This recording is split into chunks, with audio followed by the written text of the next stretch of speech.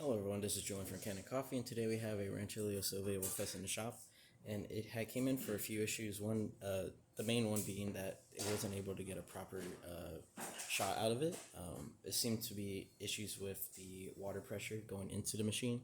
So what we did is we replaced the solenoid valve with a brand new one, and also replaced the water pump, and it seems to have fixed the issue. We're going to just do this quick shot here. We're using roughly around 19 to 20 grams of coffee, so it is quite on the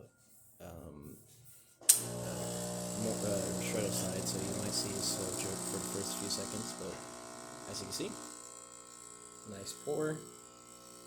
We're going to let it brew all the way.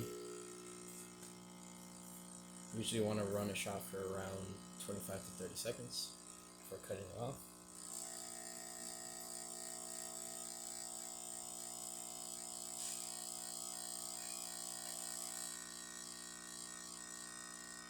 This is just using our test coffee.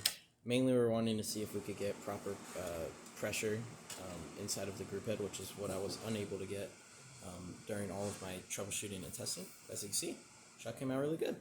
Fresh coffee, you would of course get more, and the proper recipe when it comes to how much coffee to put in the port filter, how fine it is, stuff like that will attribute to it. But as you can see, we're just guessing how much coffee to put in there. It came out really great.